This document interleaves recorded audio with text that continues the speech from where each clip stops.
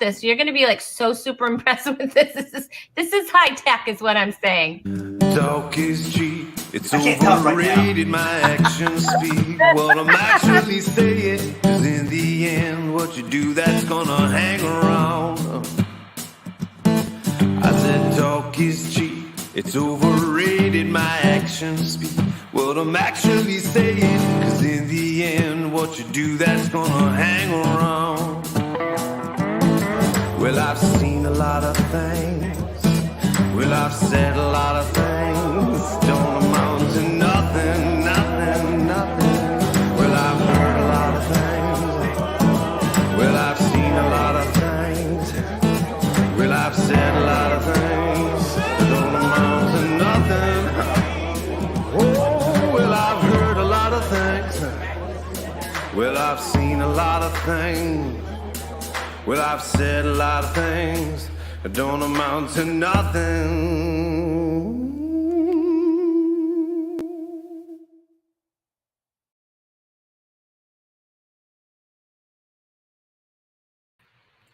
Hello and happy Tuesday. Here we are at Talk is Cheap. We're at episode 141. We have a really fun show for you tonight. I'm so excited. And of course, we have the very special Chewy Cam.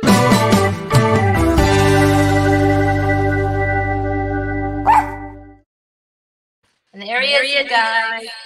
He is sleeping. And I was echoing for a while there, but Chewy's sleeping because he's had his little quiet moments. That's right. But let's hope they kick on for the whole show. Uh-oh. Chewy, stay asleep. Stay asleep there, pal, because you know if Chewy doesn't stay asleep, this isn't a very quiet moment show. So, all right. We're so glad you're here. Michelle Van Duzen's in the house. Hey, Michelle. Thanks for joining us. We love that you're here. Yes, echo away because Chewy is worth 2 intros. I know. He is. He really is, especially if he stays asleep. He's a little fidgety, which makes me a little bit nervous. I'm not going to lie to you. He's been really, he's been a little active is what I'm saying. All right. Tom Hoyes is here. Hey, Tom. So glad you've joined us. We love when Tom Hoyes is in the house. Michelle, I know I do have the best guests. And tonight, our guests are the best. We have with us tonight, we have back here to share some pro tips because she was so amazing. Tess Scott is here. We also have Andy Beningo. That's right. Andy Beningo just stepped off of a boat. And I think he just stepped off the boat and he's stepped right into our studio, which means that he's in his own studio. You know what it means. And we have Skip Daniels here. And it is going to be an awesome show. Of course, Alex is helping me tonight. Woohoo! Which I'm really excited about because I need his help. My co-producer, and of course, the scorekeeper is here. We're going to be seeing the scorekeeper a little later on. Andrea Spears from the Board Teachers Tour. Hey, Andrea, so good to see you. Hi, everyone. Yes, Andy is not joining us from the ship. He's stepped off the ship. I don't know if he's going to see legs. We're going to have to find that out, but he's here. Andrea, so glad to see you. Andrea is on the Board Teachers Tour, and she also is. Your dry bar should be coming out really soon. I'm going to predict. All right, I'm making a prediction, Andrea. I think your dry bar is going to be coming out either the end of January or the beginning of February. Okay, that's my prediction. All right, we'll see if I'm right. All right, let's get started because, of course, as always, we have an action-packed show for you. And Chewy, we're going to send Chewy back to where sleeping dogs lie. Where's lying? Anyway, all right. Let's start the show with my co-host tonight. All right, my guest co-host. He's also known, you guys, as the Prince of Mystery. And he works all over New England. I've had the pleasure of working with him. He has a fantastic, fun show. And he's just recently been at King Richard's Fair. He's performed there several times. That's a local Renaissance fair. And he's performed in the past there as well. But tonight, you guys, he's here with us because, you know, people want to bump up their careers. They come on Talk is Cheap. I like to think so anyway. So please welcome to Talk is Cheap for the very first time, everybody, Skip Daniels, the Prince of Mystery. He's here with us. Hi, Rhonda. Hey, how are you? I'm doing great. How are you? I'm good. You actually have a very mysterious background. It is. It's my theme. I like it. It's a little crazy. So, Skip, you were just at the King Richard's Fair, right? Now doesn't it matter like what the weather's like, for the King Richard's Fair? Yeah. I've been lucky this year. I've been rained out, I think, once. But other than that, the weather's been great, and the crowds have been amazing. I think they broke the record twice this year for attendance. So the shows have been good. Been good over there. It's fun. That's cool. It's fun. Now, Skip, you are actually living in the place, not the house, but in the city where I grew up, where I was raised. I wasn't born there, but I was raised there in New Bedford, Massachusetts, right? Oh, yes. I thought you still were in New Bedford. No? No, I'm actually in Rhode Island. Oh, okay. Yeah. So, no, but that is where I lived most of my days out. Actually, though, it's kind of funny because I've lived here so long now that it's almost like, it's not exactly the same, but I'd like to think so. I'm not going to say how many years I've lived here, and I'm not going to say how old I am because I'm lying about my age is what I'm doing. Cool. Andrea just said, this is from the opening, but we were talking about the dry bar. I think my prediction's right. So Andrea, we'll find out. Actually, Andrea and I actually recorded our dry bars at the same weekend. So I was on a Friday night and she was on a Saturday night. So it'll be interesting. You know how, like, I'm sure you have video of yourself, right? And then when you have video from like 2 years ago and you see it now, you're like, I don't even do that the same way anymore, because you actually do a lot of magic, right? But you infuse a ton of comedy into your magic, right? Yes. Yep. It's fun. Yep. It's fun. I just started recently. I tape every show now. Okay. I have to. I should have been doing this 5 years ago. But it's the only way to see what's working and what's not working. So now I tape everything. I tape every show. I figure out how to get a camera into every gig I'm at. And so you do it. You do a video. Well, I guess because with yours you have to do really video. It's a lot of, because you do a lot of tricks, and so you have to really see. Really, you have some funny stuff. Definitely funny, and some that is like, how did he do that? Which is always, that's always a blast too. Thank you.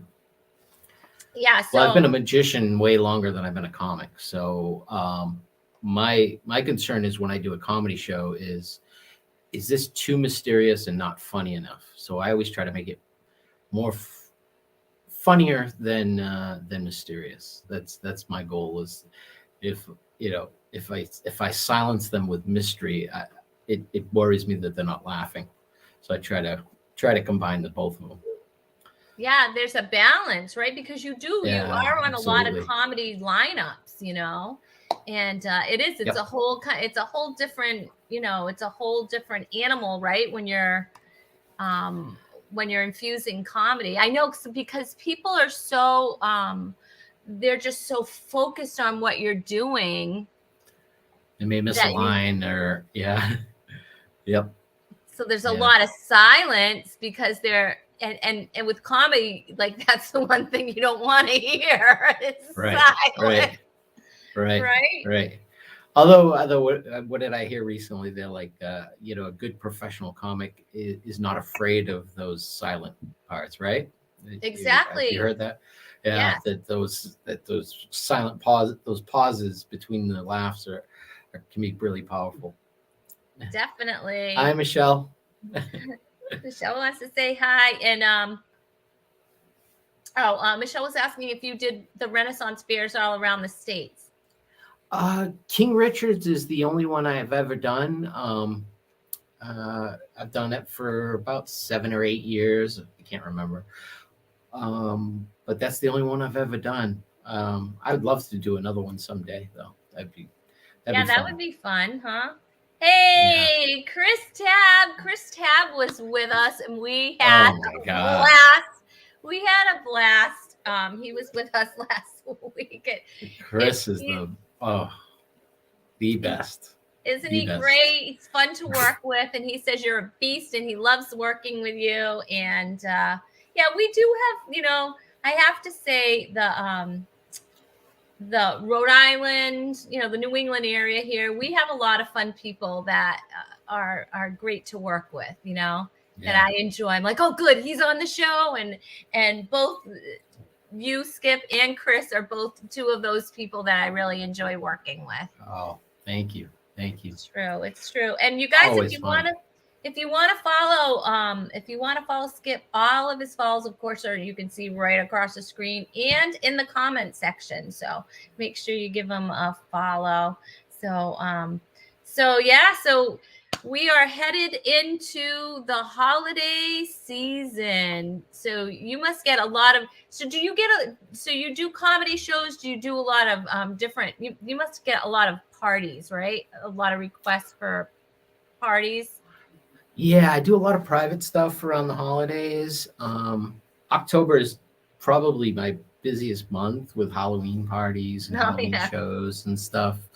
But now that I've been doing comedy, I kind of like try to do just the comedy shows, but I won't turn down any work. So I still do kids' birthday parties. I've done kids' birthday parties for 35 years. And I still do them. But my passion and what it is now is working with, you know, you and Chris Tab and doing comedy shows. That's where my real passion is now. But I mean, you know, I did this weekend, I did, you know, a kids party during the day, and then I went out and did a comedy show at night for adults. So kind of doing everything now. You know, I was a 17-year-old that's going to be starting college. So yeah. So I get Skip my butt is out of for the house. hire, everybody. Skip I am is for hire. hire. Yes, absolutely. Yeah, college. I don't turn down anything. Michelle was asking you what your favorite bit is to do. Probably my straitjacket escape is probably what I'm best known for. It's real different. It's kind of not like anyone else's. And, no, it's definitely not. So that's probably. I mean, is it my favorite? I think it's the audience's favorite. It's what I'm best known for. But I have other bits in the show that I enjoy doing. There's a watch trick that I do now that where I lose somebody's watch and then make it appear in a very mysterious fashion. That's kind of my new favorite. So there are a few. I really like working with members of the audience. That's my favorite. Yeah, when I can get a volunteer on stage, because you never know what's going to happen, and it's always fun, and it's always you know, I always try to make it fun for the person who comes up on stage with me too. I make them the hero, and exactly. Yeah, that's what it's all about. Yeah, and people like it. Yeah, because you know, they see one of them. Time. Mm-hmm. Yep. Yeah, when it's one about of them gets them. Up the there. spotlight's on them. Yeah, and it makes Absolutely. them feel really special, and plus all the people that were there, and anybody who's at that show, you know, anybody's at the show, it really feels like this is this is just the one. It's original. You're not going to see this kind of a show ever again. It's just so it's Right. really It's a very cool. special moment when you get somebody up there that's, never helped a magician before. Some people never been to on stage before in front of people. And so Yeah, you have to pick the right person, or it can go really wrong. It the can go wrong. scorekeeper, yes, Chris. Yeah, bring that Yeah, scorekeeper. Oh he's my goodness. booked. I'm getting booked. Hey, Skip, we don't just have a lot of fun on this show, but we actually learn stuff. And so my next guest is a wife, ready, and a mom of, are you ready for this? 8 boys. 8 boys. Wow. And a Grammy to 9 grandchildren. And she's an author of this book called Listen, Sister. It is Finding Hope in the Freak Show of Life. And she's going to give us some tips on how to get through our own freak show today. But first, I want to say hi to Alice. Say hi to Alice, everybody. Hi, Alice. Thank you. All right. So we Pleasure. are going to bring her up. This is her second time here, and she is just awesome. I just had to have her back. She actually watches the show. I'm very proud of you, Chris Tapp, for watching the show. And here's Skip. I'm breaking out in sweat. I know. I get it. He's my hero. Please welcome Tess Scott, everybody. Yeah, that was the applause. There's the applause. Tess is here. Yeah. All right, Tess, what are you going to help us with tonight?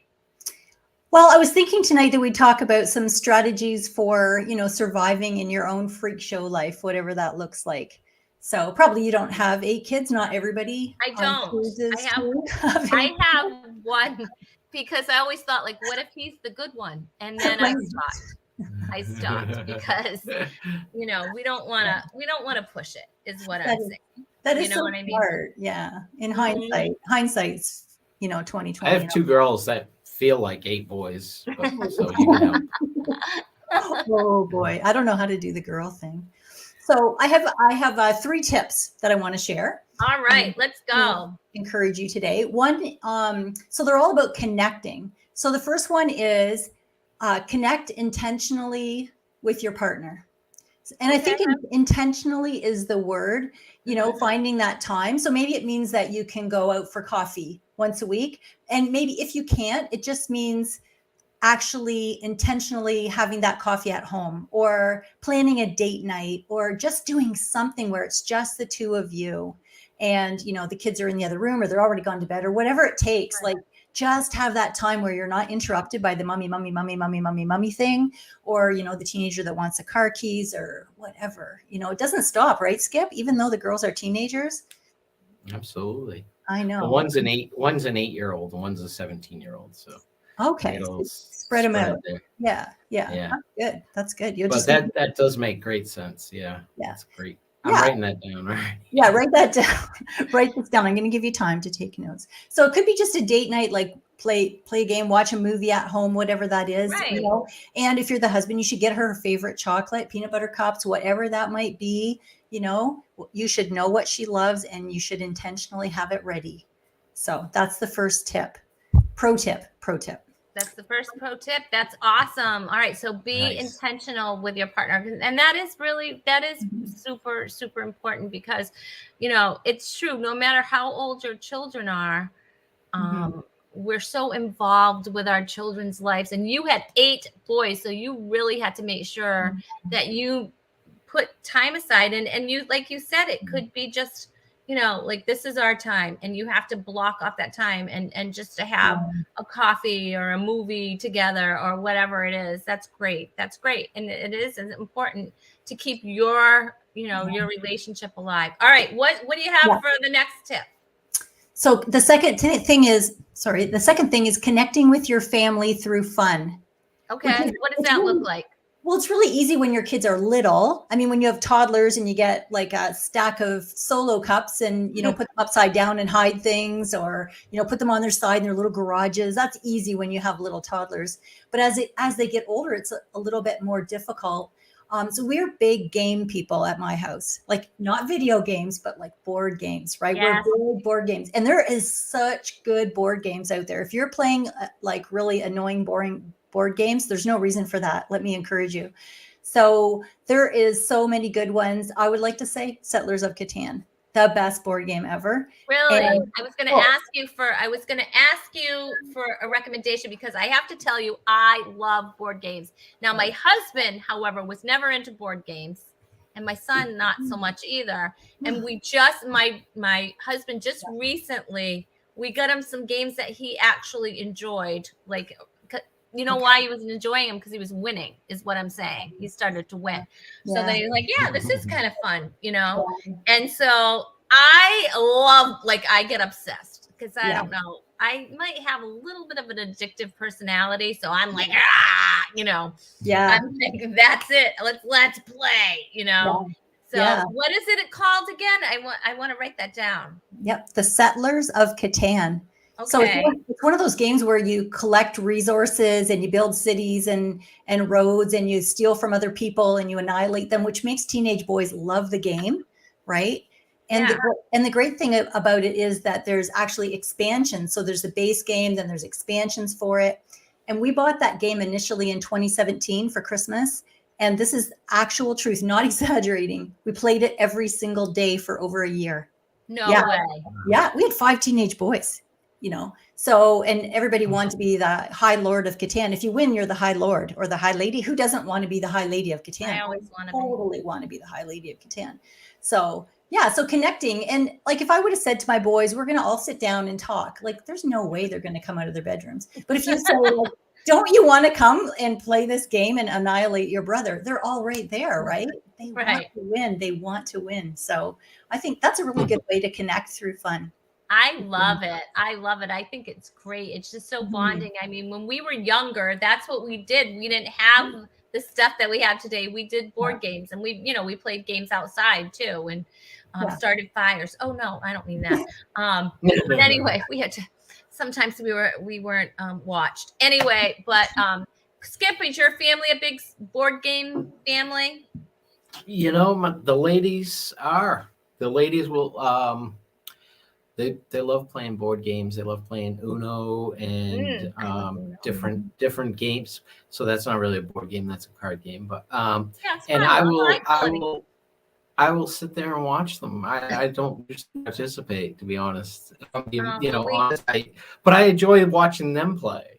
Yeah. And so it's always fun.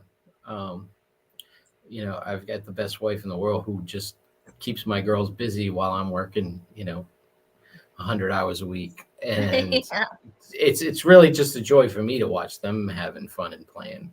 And I get but I if I'm being honest, I'm not really because it wouldn't be fair, because I'm probably so good at the games that it wouldn't be fair for them. So I like to just back off and Yeah. That's a challenge. I hope your wife is watching. Yes. I hope your wife is watching, and that she makes you play and that they crush you. All right. Yes. What is your third tip, Tess? So my third tip is connect with someone who's been there. So try to find someone who has been at the stage that you're at in the past and can give you encouragement, or someone who you can encourage, someone who's coming along behind you, and you can say, like, I've been there, I've done that, and look at me. I mean, I dye my hair, but that's okay. You can live through this, right? I think it's really important, like a mentoring sort of situation where, we're encouraging each other, because there's bad days, there's freak show days where you think, like, I don't think I can get through another, teaching another child to go on the potty or whatever the stage is. Some of them are long stages, right? But if someone else can come along and say, yep, they will not go to kindergarten in diapers, you're going to make it, You know, Right, it means the world. It really does. So those are the things that I think, yeah. And that's really why I wrote the book, right? To encourage other women that there's hope out there. You can find hope in your freak show life. So, you know, read the book, laugh your head off. That's a great, here you go, you guys. This is what it's called, Listen Sister. And you can order this on Amazon.com or all of the other platforms where you can get books, right? That's you right. can get this Tess, book, and it would make a great, it would also make a wonderful gift. Yes, you guys. that's right. Tess, how did you find time to write a book with 8 boys? Well, most of them are grown up. Okay. My youngest one's 19. He's at home still going to college. He's sort of like on the edge of the nest, and I'm just coming up behind him and going, boo, you know, trying to, out you go. Like I want him to be good and everything. But yeah, so that's why I have more time now. They're all grown up. Okay. Yeah. That's awesome. Tess, you're going to come back and join us again. Thank you so much for all your tips. We love you. We love guys. If you haven't gotten her book yet, get her book, Listen Sister. Alex will put that right in the comments for you if he hasn't already. And he'll link that up for you. And Tess, we love you. Thank you so much for joining us tonight. All the way from Canada, you guys. That's great. We don't just have people here from like our backyard. We have people from Canada and all over the place. All right, Tess, thanks so much. Bye. Bye. Oh my gosh. See that? Those are great tips. I like to, I like to make sure that I leave somebody with some great information, and it's never from me. It really isn't. I got nothing. I got nothing. I can't help you. I can hopefully put a smile on your face by just bringing people that put smiles on people's faces. That's my job. All right. Work in progress. Teach me. Teach me. I got nothing for you. Are you ready? All right, let's bring him up. He has a wonderful dry bar comedy special. If you haven't seen it and you want to laugh, please make sure you watch it. You've seen him at Gotham Comedy Live. He's named one of the best up-and-coming comedians in the country. He just jumped off of a boat. It's so funny. It's not because of the border thing or anything. He's legal. Please welcome back Andy Bunningo, everybody. Thank you for that. Hey, Andy. And I love that. You're like, no, I'm pretty sure he's a citizen of the United States. Yes. Thanks for that warm welcome. How's it going? How are you? I'm so glad to see you. Good to see you, Deb. Good to see you, Andy. Nice to see you. It'll be fun. Good time. Andy, Andy's in Michigan, right? Are you in Michigan right now? I just got on a cruise ship, so it's nice to just be on land finally. It was a 3-day cruise, but it felt like a month and a half. So it's good to be back. A 3-hour tour, now you came into some bad weather, right? Yeah, it was awful. It was like the first day was like beautiful, and then the second day we just hit. I don't know if it was like a tropical storm or whatever it was, but it was pretty rocky. And it's weird when you're doing stand up and you're all over the stage and people are throwing up in the hallways. Oh man, so it was pretty wild. I don't want to be mean, but it was also like the oldest cruise that I've ever been on in my entire life. Like normally, like I don't want to be awful, but I know people that were like in their 80s and 90s. It was like Cocoon Gone Wild. They were just. And it was like, all right, let's just do this. And like, this is probably awful to say, but I saw like the oldest man I've ever seen in my entire life. Like he was like the oldest guy, and he was wearing a hat that just said veterans. And I know this is awful, but my first thought was like probably of the Revolutionary War. Like somewhere, you know what I mean? And he comes up to me and he just kind of like looks at me and he goes, "Hey, you were funny last night." I was like, "Thanks, I appreciate it." He goes, "My dad thought you were hilarious," and I was like, "How old is your dad?" Like, you know what I mean? Oh, he's the oldest man ever. So like, I spent the whole cruise trying to find his dad just to see what that guy looked like, you know? And, I didn't find him, but he's out there. Oh my gosh, that's hilarious.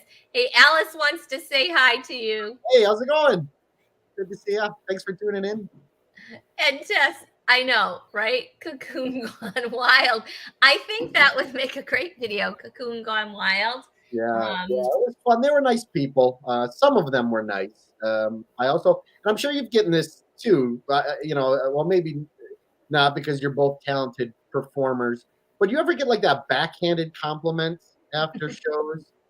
You know what I'm talking about? Like someone will come up to you and they'll go, "Well, I thought you were funny," and you the crowd did they not? And then it's just in your brain the whole week, like, yeah, I thought it went good, maybe not. And so there was a lot of that, a lot of just like, yeah, good luck and just Yeah. How about this when they say, "Oh, my wife thought you were funny," yeah. Like, or you know what I mean? Like you're like, "Wait, what?"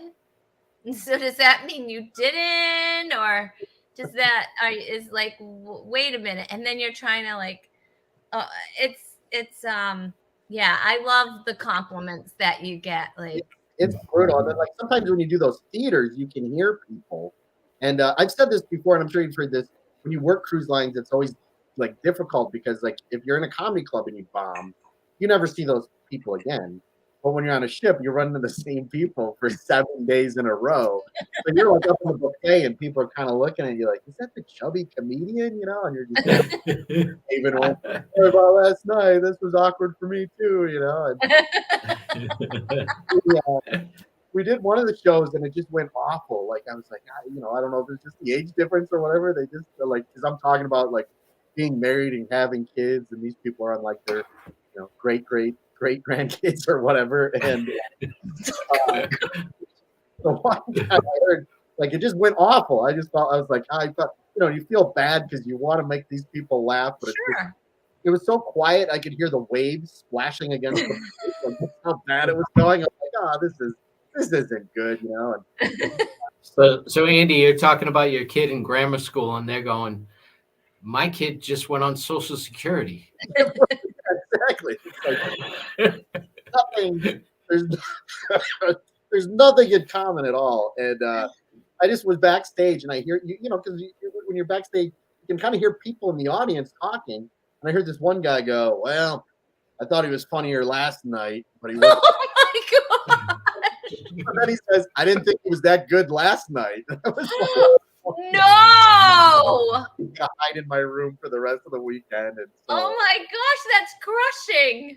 yeah, I bet they loved you, man. Come on, they loved you. it's like you try to make people happy. That's why you're out there. But Yeah. sometimes they get mad or they're out in the sun too long or something, and all And you can do. Angie, I mean, you are funny. I mean, really, you are funny. I mean, because I've had the opportunity to work with you. We've done we've done several back-to-back shows, and with completely different audiences too, and different places, and there's certain comedians that you work with, you're like, oh, I can't wait to hear this joke, or I love to I'm waiting to hear certain jokes, and I'm basically waiting to see the audience reaction, because they're like, oh, wait for this one, oh, I love when he does this one, and you definitely have a lot of those jokes that I can't wait to hear, and I can't wait to hear the audience reaction. I mean, you're great. I mean, let's face it, there's just some people just are just not, they're not laughers. They don't, especially I think too, if someone actually is headed out to a comedy show, they're going there for a purpose, they're going there. If they're on a cruise, it's got to be hard. It's just another option. Like, oh, should we go to the buffet or should we go to the Right, and then like I think it's just a proximity too. That's what's always weird, because it's like I said, you run into these same people throughout the week, and you kind of see them looking at you like, I know this guy. After those shows, you kind of want to just hide, but like I said, for the most part, it's fun. But it's a numbers game, as you guys know. right. Just when you feel like you're getting the hang of it, and oh my, going well. That's what there's a bomb, right? It's like yeah. You get humbled. You get humbled very, very quickly. But you're very funny. As a matter of fact, You're in a contest right now where we can vote for you. Tell us a little bit about that. Yeah, well, actually, believe it or not, my one of my comedy specials actually got nominated for Best in Clean Comedy through the Eternal Friends Network. It's a Christian TV station, and people can just go on the website. I'm up against a lot of really talented people. It's one of those competitions where you look and you go, which one of these guys shouldn't be here? Oh, I know. It's the chubby guy who needs a haircut, so, but yeah, you can just go to the website and vote. And I think it goes for another couple of weeks. So you can also go to, I believe it's called Faith Channel. It's a new streaming site, and my special's on there right now. Oh, Called awesome. Woodside. I filmed at a church called the Woodside Bible Church, and it's a big mega church, and they were doing a big fundraiser, and we just decided to take the special there, and it was a blast. And like I said, just nice that people are, getting out and laughing again, and that's what it's about. So yeah. Well, actually, you guys, you can vote for Andy. We all want you to because we think Andy's amazing. And you can vote for him. And actually, the link is right in the comments, in the comment section. So you can just click right on there. We're making it nice and easy for you to make sure you go on there and vote for Andy, because we want him to win, because then we can say, Yeah. we know that guy who won. If I do win, everybody, there is going to be a giant game night at my house. We'll play Settlers of Catan. There you go. Yeah. That's awesome. Oh my gosh, that's awesome. And Tom wants to know where you're located. He's off the boat right now, Tom, but he's in Michigan right now. Yeah, I live up in Michigan, so it's starting to get a little bit cold up here. So I was enjoying the weather for a little bit, but back in the cold again. That's the fall. So is your cruise on the Great Lakes, Andy?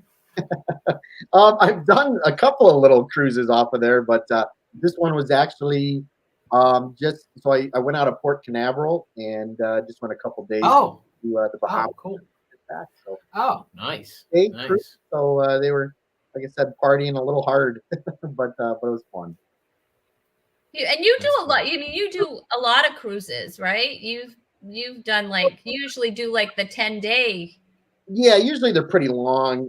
So that's why it's kind of nice to just go away. It was almost like doing a comedy club or, just a little quick road trip. It was just 3 days and back at it. So kind of nice to, do a couple of those and mix those in with the other, church or what other shows. And just like I said, it's fun to be back out making people laugh again and goofing off. So yeah, that's awesome.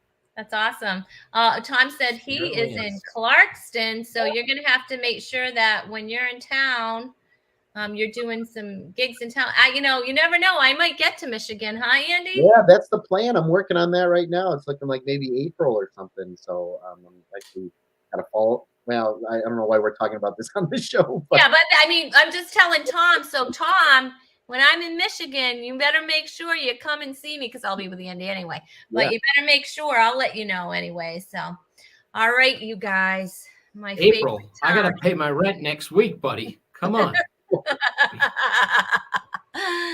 right, my favorite time of the show. It's here. It's here. Do you know what time it is?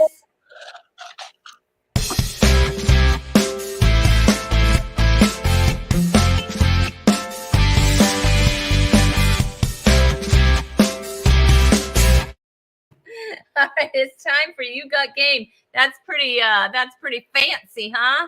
I'm getting some fancy graphics here. That's right. It's time for You've Got Game, and today's game is called Let's Get Technical. I wish I could have distorted my voice for that, but that was as good as you get. And of course, we can't play a game here on Talk is Cheap without the incredible scorekeeper.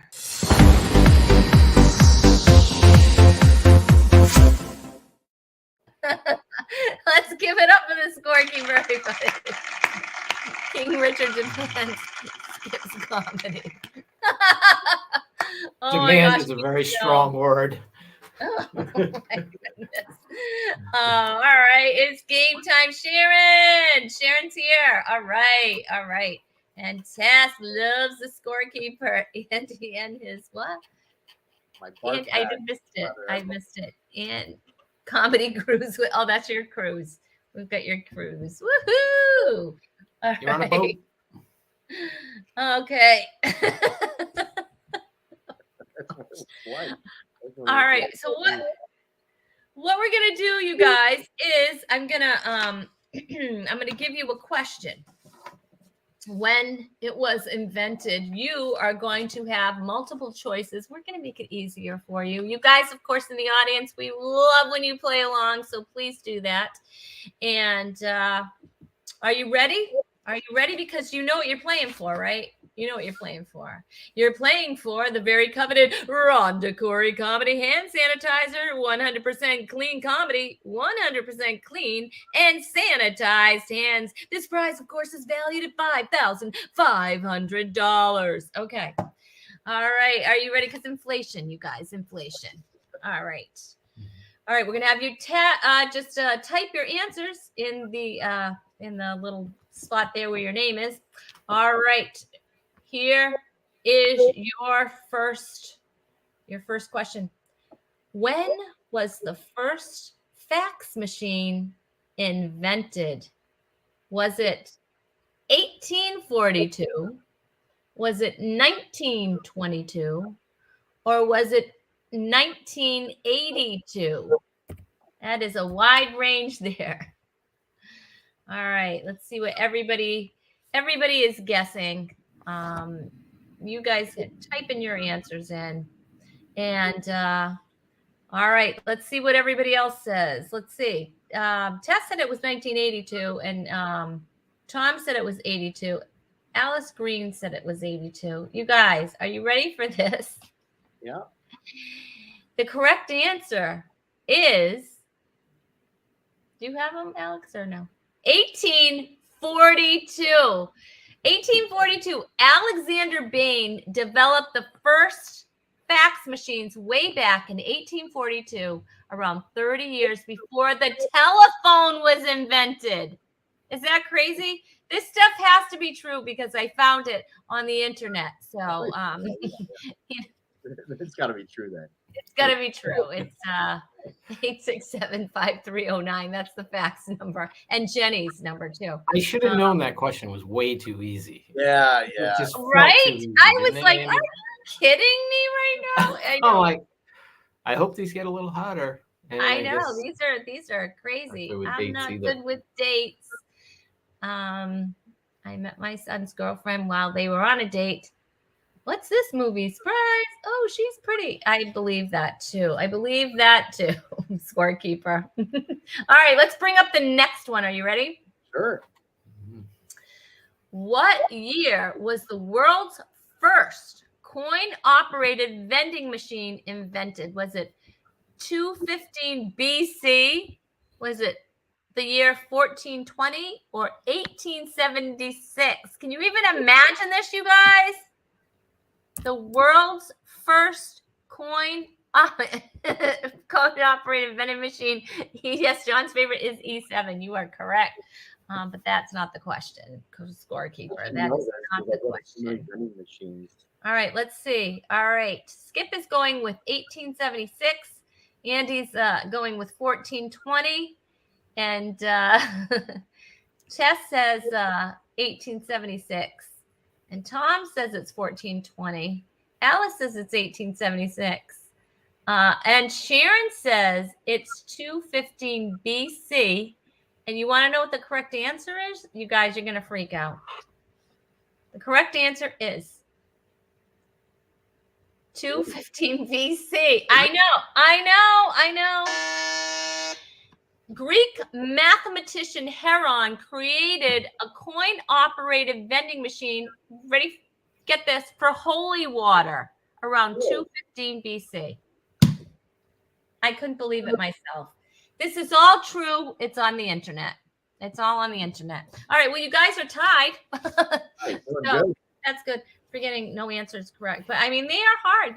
We are not giving you easy stuff this year. Okay. This year. All right. Ready?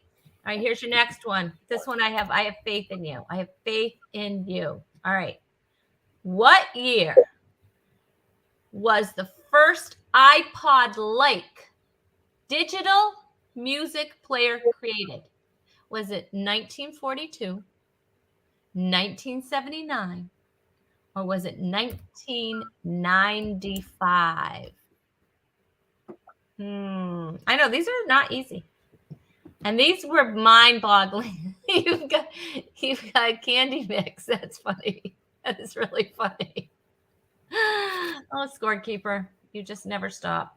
All right, guys in the audience playing along, I hope. And all right, let's see. They're putting their answers in, and the correct answer is. See what everybody else said. Let's see. You said it was 1995.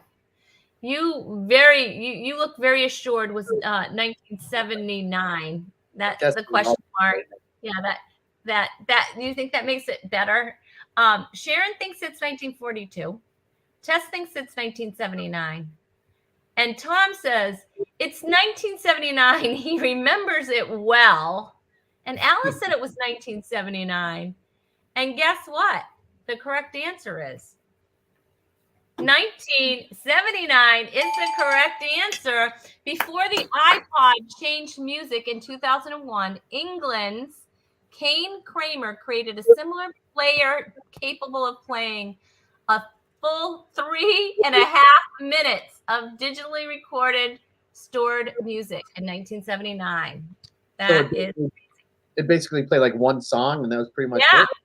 Yeah, that's it. Like it could hold one song. So you're walking around with one song. Yeah, I love this. It's my favorite song. so It sounds like something you would get in a cereal box or something, right? But you got it, Andy, even with your yeah. If you had an exclamation point, I bet you'd get extra points. To kind of throw you guys off. You know. Is that what you were going for? Yeah. Whatever. It's 1979, but for make it look like I didn't know. Spice the game up a little bit. You're smooth. Like silk. All right. All right, let's bring up the next one. You know I love game time. I love that. All right, here we go. The automobile was invented in the late 19th century, but when did the first odometer hit the market? Was it 27 BC? Was it 1912? Or was it the year of 1252? That should be the other way around. But anyway, okay. Oh, 1250. Oh, wow. The odometer. These are tough. These are tough ones. These are tough. I know. Talking about I'm not gonna lie. I got a little cocky. I was like, "This is gonna be awesome." And I know. Well, I didn't get a lot of these right myself. So, all right. Let's see who said what. You said it's 1912. You said it was 1252. And Tess is going with 1912. So is Sharon. And Tom remembers it well, way back in 27 BC. And Alice said it was 1252.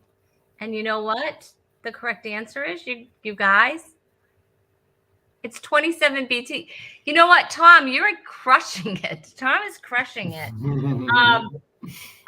Here's the thing. Are you ready?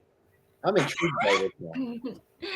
The odometers, which used pebbles to measure the distance between cities, were available as early as 27 BC. Is that crazy? That is crazy.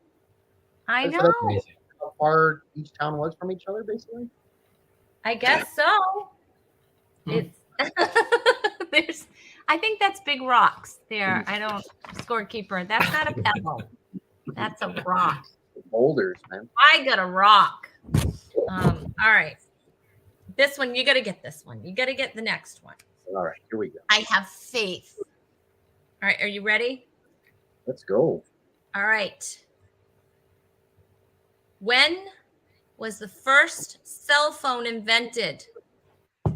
Was it 1970, 1973 or 1975? It was a portable cell phone. Imagine that. Remember we Those had were the ones that were like kind of big though, right? Like they were. oh, the first cell phones were like huge. They were Yeah. huge. They were like, you know, it was like carrying I remember, do you remember the first cell phones? I do. I do. You have one? Never mind. $5 a minute. Is that right? Yes. Yeah. Yes, it was so expensive. The first cellular plans, like you were like, all right, I'm over here. All right, bye. You know what I mean? Like, Yeah. and you basically used it to just, you didn't talk on them very long. You No. just, no, because it was like long distance. It was crazy. All right. So Skip is saying it's 1975. You say it's 1973. I was so cute that I asked Andy if he remembered. Whatever, Andy. I forgot Andy could be my son. Whatever, Andy. Sharon said it's 1975. Tom said it's 1970. Alice thinks it's 1972. Yes, you paid for outgoing and incoming phone calls. Yeah. That's right, Oh, Tess. yeah. That's right. I remember getting like over $100 bill, like for my cell phone bill back in the day. It was not, and I wasn't talking on it very long. Call or something crazy. Yeah. It was ridiculous. It was really crazy. You could really, you know, see, Andy, there used to be also this thing called long distance. Never mind, Andy. Whatever. All right. The correct answer is 1973. Yay. 1973. All right. So the first portable cell phone was invented in 1973 by Motorola.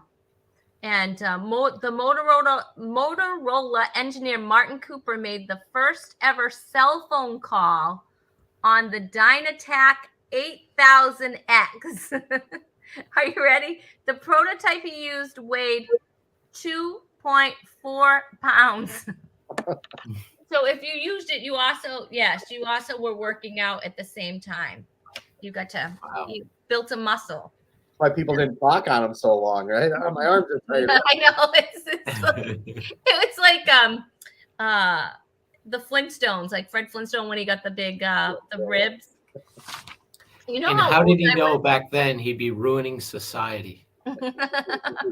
It's so true. What a different world we grew up in without cell phones, and just a totally different world. All right, let's see. Let's get some more technology going. Right. When was the mechanical copy machine developed? The mechanical copy machine. Oh, I remember copy machines. And that I love the ones in the school with that ink that the Skip. Do you remember the purple ink that smelled really, really good from it was a mimeograph machine. Oh, I remember the ones you used to crank by hand. Yeah. Yeah. Yep. Oh, you be quiet there, Andy Beningo, young little Andy Beningo. He's so cute. All right, let's see. All right, let's reveal their answers and see what they're saying. I'm 1780. Oh, just waiting for Skip. He got it. Yep.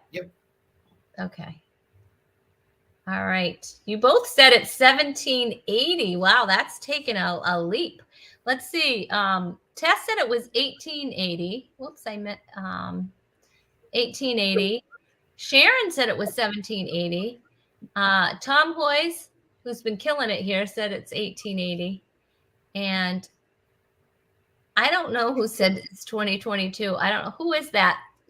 Who's my Facebook user there? And then 1880, Alice Green. I thought Skip was the mysterious one. Then all of a sudden, Facebook user shows up. I know, Facebook user. Woo! I don't know. I forgot why it does that. I don't know if they're on my page or something. It doesn't show up. Or it's Andy Forster. It's Andy. I don't know why it's been doing that. It's so strange.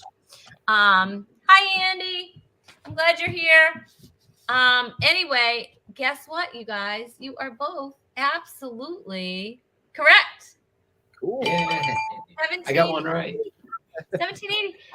James Watt created the first mechanical copier, which used pressure to create a reversed copy of documents. That was in 1780.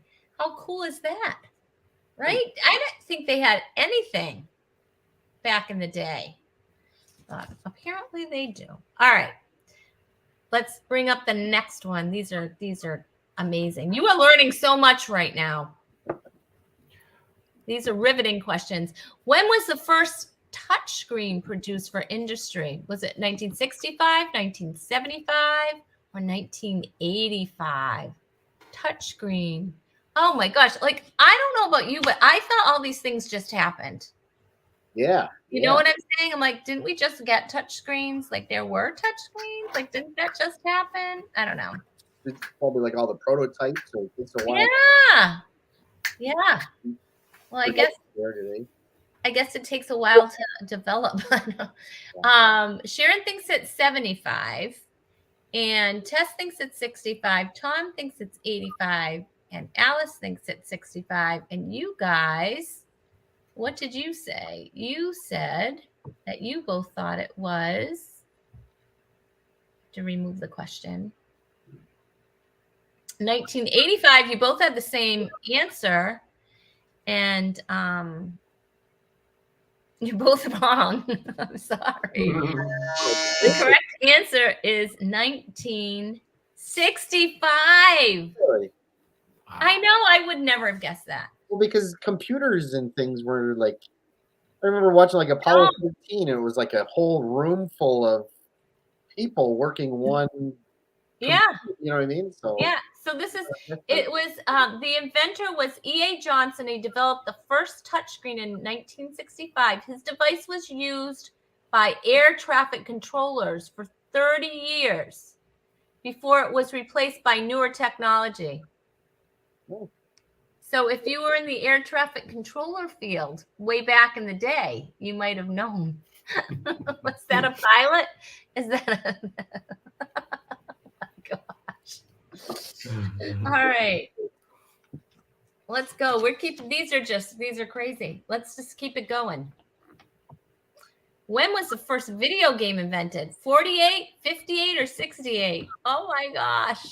That's crazy. I didn't even know they had video in any of those years. It is hard to believe, Tom Hoyes, but it was all on the internet, so it had to be true. I did my research. I Googled. That's right. I was Googling like crazy. All right. So you both said it was 68. And I don't know if, let's see. Tom thinks it's 58. All right. And Sharon thinks it's 68. And anybody else guessing? Tess said it's 68. And Alice said 58. All right. Well, the correct answer is 1958. Oh my gosh. When was the first TV invented? That's All right. right, well, listen to this. In 1958, the physicist William Higginbotham, I'm sure that's his real name, created what is thought to be the first video game. It's a very simple tennis game. It's similar to the classic, 1970s video game Pong. Uh-huh. And it was quite a hit at a Brookhaven National Laboratory open house. Oh. Interesting, huh? That's crazy. Very, very, very interesting. Very, very. All right, let's jump. Basically, it was big, or didn't really say it's like a big arcade game, basically. Maybe, yeah. I'm curious now. You're like, you gotta go Google that. You've got to Google that. It was. Let's jump to the last one. All right. All right, this is it. For all the, what year did DVDs replace VHSs? All right, you have a chance with this one, right? Was it 1998? Was it the year 2000, or was it 2002? Do you remember that? You finally got all your VHSs, right? Switched them over. Here comes DVDs out, and now they're like Your VHSs are no good to me now. They're dead to me. Then you get DVDs, and then everything's streamed on like Netflix and everything Yeah, else. exactly. Now it's streamed. So now your DVD. Although I think that, and then it went to Blu-rays. Yep, I remember. Yep. And now it's like everything's streamed and you can hold your device. All right. So let's see. All right. Skip said 98 and you said 02. And Tom said he thinks it's 98. And Alice said 2002. And Sharon says 1998. And Tess said 1998. And the correct answer. Andy, this is Andy. It was 2002. He wants to know.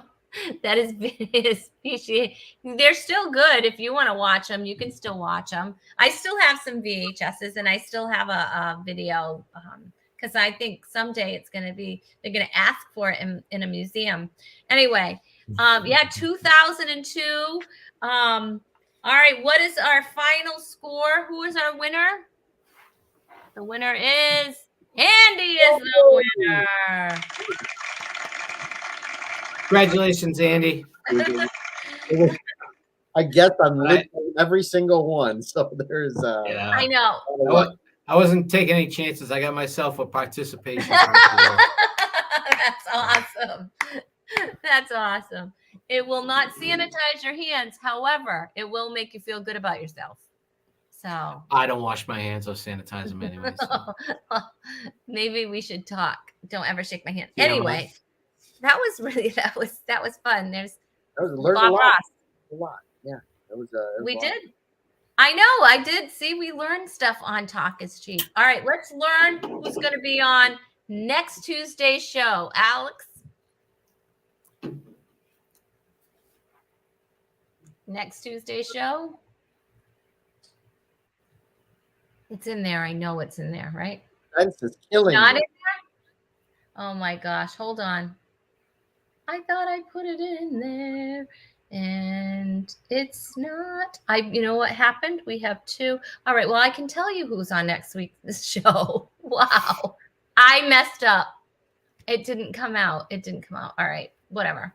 On next week's show, we have Andy Forrester and Jennifer O'Brien is going to be here. And you can, don't worry, you guys, I will put up the poster because I thought I put it in and it just didn't make it. So that's fabulous. I'm good. It's my fault. So next week we have Andy Forrester and Jennifer O'Brien next Tuesday, the same bat channel, same bat time on Rhonda Corey Comedy. Make sure you invite all your friends. It's going to be fun. You guys, it was such a fun show. We learned so much. Did we not learn a lot tonight? It was a blast. It was so much fun. So thanks for having me. Oh, I'm so glad. And you guys, make sure you follow Skip, also known as the Prince of Mystery. All his follows are in the comments. And you guys, vote for Andy. Make sure. And if you share that on your page, I bet Andy would be so happy and thrilled because he needs to win. You know what I mean? He needs to win the contest. And because he had a really bad time on that cruise. And he needs to feel validated again, is what I'm saying. And you can do that by sharing how other people can vote. That would be so nice of you because we would love to say Andy won and to make him feel like a funny guy again because he already is funny. I want to thank Alex. I want to thank the scorekeeper and, of course, Chewy for staying asleep. Thank you, Skip and Andy, for joining us tonight. And it was a lot of fun. All right. I'll see you back in the green room. Episode 141 is out. Bye, everybody. I will hold,